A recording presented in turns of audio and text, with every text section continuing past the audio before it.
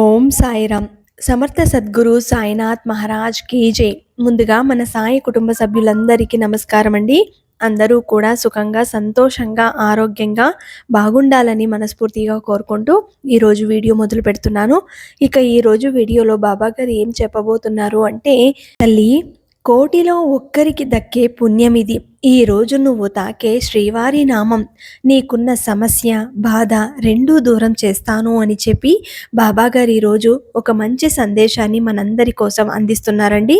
తెలిసి చేసినా తెలియక చేసినా తప్పులు మనం వాటిని సరిదిద్దుకోలేని స్థితిలో ఉంటాం. కానీ వాటి ద్వారానే ఎన్నో సమస్యలను ఎదుర్కొంటూ ఉంటాం. ఈరోజు బాబా గారు మనందరి కోసం కోటిలో ఒక్కరికి దక్కే పుణ్యం ఇది కాబట్టే నువ్వు ఈరోజు శ్రీవారి నామాన్ని తాకుతున్నావమ్మా.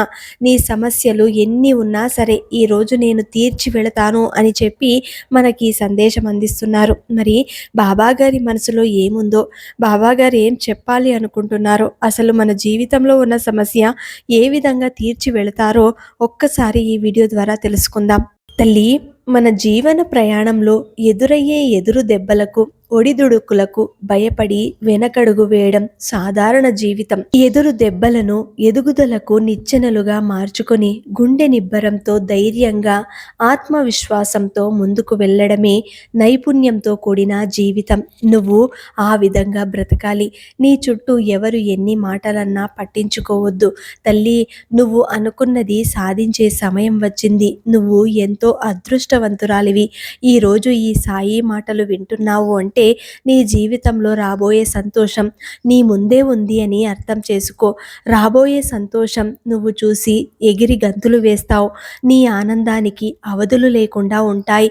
నీ వాళ్లతో ఆనందంగా గడుపుతావు. తల్లి, ఈ సాయి చెప్పినట్టుగానే జరుగుతుంది. నువ్వు కాస్త ఓపికతో ఎదురు చూడు.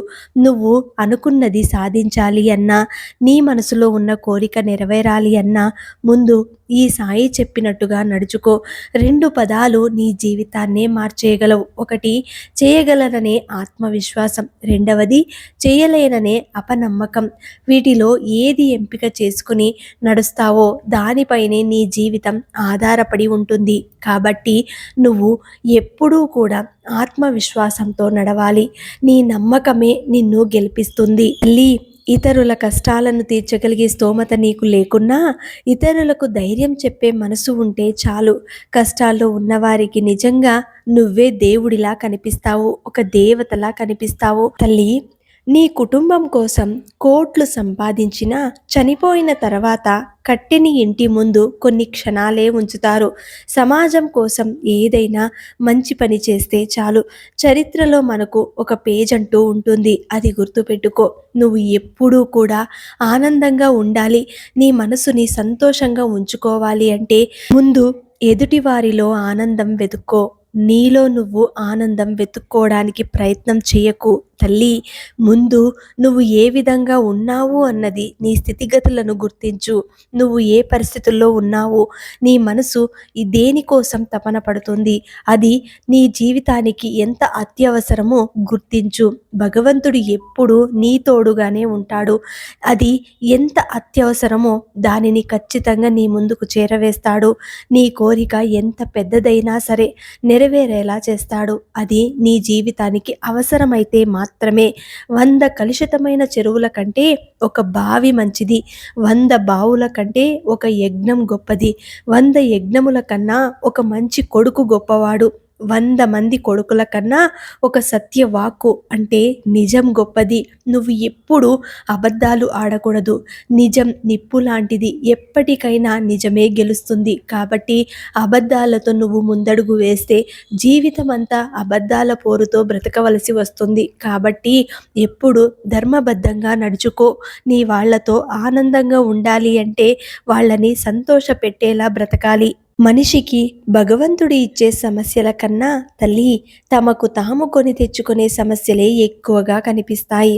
ఎప్పుడైనా సరే అసూయ, అహంకారం, అజ్ఞానం, పెత్తనంతో తమకు ఇష్టం వచ్చిన ప్రకారం నడుచుకోవడం, తన తోటి వారిని చెడువైపు వెళ్ళేలా ప్రోత్సహించడం, పరుల సొమ్ముపై ఆశపడటం, అందని వాటి కోసం పరిగెత్తడం, పేరు కోసం తపన పడటం, ఇతరులను ఎదగకుండా చేయటం, ఇలా మనుషులు తమకు తాముగా ఇరుక్కొని నరకం పొందుతున్నారు.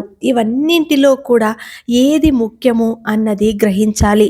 అది నీ జీవితానికి ఎంతో అవసరం. కాబట్టి బంధాల కోసం ఆరాటపడు. బంధాలను ఎప్పుడూ దగ్గరగా ఉంచుకో. ఏ బంధం నీకు అత్యవసరమో ఆ బంధంతో చనువుగా ఉండు. బంధాలనేవి మనం విలువ ఇచ్చినంత వరకే ఉంటాయి. బాధలనేవి మనం భరించినంత వరకే. కన్నీళ్ళు అనేవి మనం సహించినంత వరకే. కష్టాలనేవి మనం కడతీరే వరకే. ఇందులో మనం అంటే ఆత్మ, శరీరం ఈ రెండింటికి ఒక్కసారి మన మధ్య ఉన్న బంధం వేరైతే దాని స్థితిగతులను నువ్వు గమనించాలి. శివుడు రక్షించాలి అనుకుంటే ఈ సృష్టిలో నిన్ను ఎవ్వరూ శిక్షించలేరు. శివుడు శిక్షించాలి అనుకుంటే ఈ సృష్టిలో నిన్ను ఎవ్వరూ రక్షించలేరు. కాబట్టి ఆ భగవంతుడు ఏది చెయ్యాలన్నా ఆయన చేతుల్లోనే ఉంది. ఒకరోజు ఒక అంధకారుడు గుడికొచ్చాడు. అది చూసిన జనం నవ్వుకున్నారు. కానీ ఒక ఆయన ఇలా అడిగాడు, దేవుడి దర్శనానికి వచ్చావు కదా, నువ్వు దేవుడిని చూడగలవా అని అడిగాడు. అప్పుడు ఆ అంధకారుడు ఇలా చెప్పాడు, దేవుడిని చూస్తానో చూడనో కానీ దేవుడు నన్ను చూస్తాడు కదా, అదే నా భాగ్యం అన్నాడు. మరి దీనికి అర్థమేంటి? నువ్వు ఏం అర్థం చేసుకోవాలి? నువ్వు ఏం చేసినా చేయకపోయినా నీ వ్యక్తిత్వం, నువ్వు ఎలా బ్రతుకుతున్నావు, ఎవరితో ఎలా మసులుకుంటున్నావు అన్నీ కూడా ఆ భగవంతుడు నిన్ను చూస్తూనే ఉంటాడు. కాబట్టి నువ్వు ఎలా ఉన్నావన్నది ముఖ్యం కాదు, భగవంతుడు నిన్ను ఎలా చూస్తున్నాడు అన్నది ముఖ్యం. కాబట్టి ఆ భగవంతుడి కృప ఉన్నంత వరకు దేన్నైనా మనం సాధించగలం. అంతటి శక్తి మనకు కావాలి అంటే ఆ భగవంతుడి నామస్మరణం చాలా ముఖ్యం. ఈరోజు సాయి చెప్పినట్టుగా చూడగానే శ్రీవారి నామం తాకమ్మా అని అన్నారు. మరి శ్రీవారి నామం గంధంతో నిండుగా ఉంటుంది. ఆ నామాన్ని తాకే అదృష్టం అందరికీ దక్కకపోవచ్చు. మరి ఈరోజు బాబాగారు చెప్పారు, తల్లి నువ్వు నా మీద నమ్మకంతో ఈరోజు నేను చెప్పినట్టుగా శ్రీవారి నామం తాకి చూడు, నీ సమస్య, బాధ రెండు కూడా దూరం చేస్తాను అన్నారు. కాబట్టి బాబాగారు చెప్పినట్టుగా మన ఇంట్లో శ్రీవారి చిత్రపటం ముందు కూర్చొని తదేకంగా శ్రీవారిని చూస్తూ మన మనసులో ఉన్న కోరికని చెప్పుకుంటూ ఉన్నాం. ఎప్పుడైతే మన కోరిక తీరుతుందో ఆ క్షణం శ్రీవారి పాదాలు పట్టుకొని గట్టిగా ఏడవాలనుంటుంది. అంతటి క్లిష్ట పరిస్థితుల్లో ఉన్నవారికైతే నిజంగా జీవితం అనేది ఒక పుస్తకం లాంటిది. ఒక్కో పేజీ ఒక్కో అనుభవాన్ని మనకు నేర్పిస్తుంది. అందులో కొన్ని తీయనైన మధురానుభూతిని కలిగిస్తాయి, మరికొన్ని చేదైన స్మృతులుగా మిగిలిపోతాయి. ఏది ఏమైనప్పటికీ జీవితంలో మంచి, చెడు, సుఖం, దుఃఖం రెండూ ఉంటాయి. మంచితో కూడిన సుఖం అందరితో పంచుకోవాలి అనిపిస్తుంది. చెడుతో కూడిన దుఃఖం ఒంటరిగా భరించాలి అనిపిస్తుంది. అదే మన జీవితం. కాబట్టి ఆ ఒంటరిగా భరించే కన్నా భగవంతుడు నాకు అండుగా ఉన్నాడు కదా అనుకోవడం చాలా ముఖ్యం. భగవంతుడు ఎప్పుడూ కూడా సదా మనతోనే ఉంటాడు. ఎప్పుడైతే ఆ భగవంతుని నమ్ముకొని నీ కర్తవ్యాన్ని అనుక్షణం నిర్వర్తిస్తూ ఎవరికి ఒకరికి బాధ పెట్టకుండా ఉన్న జీవితాన్ని సంతోషంగా గడుపుతూ అలాంటి వారి జీవితంలో ఎప్పుడూ కూడా బాబాగారు తోడుగా ఉంటారు. తల్లి ఎప్పుడైతే నువ్వు నన్ను స్మరిస్తున్నావో ఆ క్షణమే నువ్వు ఎంతో నాకు ప్రియమైన భక్తురాలివి. నువ్వు ఏది కోరుకున్నా కూడా నేను కాదనలేకపోతున్నాను తల్లి. ఎందుకంటే నువ్వు చెప్పినట్టుగా నడుచుకుంటావు, ఈ బాబా కోసం తపిస్తావు, ఏది చెప్పినా స్మరిస్తావు. కాబట్టి నువ్వు నాకు ఎంతో ఇష్టం. ఒక విషయం చెప్పు, సాలెపురుగు ఎంతో సహనంగా గూడు కట్టుకుంటుంది. ఒక్క చీపురు దెబ్బకు మొత్తం పోతుంది. అయినా అది నిరాశపడదు, మళ్ళీ తన ప్రయత్నం మొదలు పెడుతుంది. మరి మనమైనా అంతే కదా. అన్నింటినీ కోల్పోయినా భవిష్యత్ ఇంకా మిగిలే ఉంది. దిగులు పడకుండా తిరిగి ప్రయత్నిస్తే విజయం మనదే అవుతుంది కదా. అద్దాల మేడలో ఉన్నవాడు అబద్ధం చెప్పినా నిజమే అనుకుంటారు, కానీ పూరి గుడిసెలో ఉన్నవాడు నిజం చెప్పినా అబద్ధం అనుకుంటారు ఈ జనం. ఈ సమాజం మనిషిని నమ్మదు, వారి వెనుక ఉన్న ఆస్తినే నమ్ముతుంది. అతి స్నేహం, అతి ప్రేమ, అతి చనువు మనశ్శాంతికి హానికరం తల్లి. అతిగా అనుబంధం పెంచుకుంటే అదే స్థాయిలో బాధని కూడా భరించాల్సి వస్తుంది. కాబట్టి నువ్వు జాగ్రత్తగా ఉండాలి. నీలో మంచి వ్యక్తిత్వం ఉంటే నీలో వ్యక్తుల్ని కోల్పోరు, వ్యక్తులే మిమ్మల్ని కోల్పోతారు. అది గుర్తుపెట్టుకో. ఇంకొకరిని నిందించే ముందు నువ్వు ఎలా బ్రతుకుతున్నావు, నీ స్థాయి నువ్వేంటి అనేది గమనించు.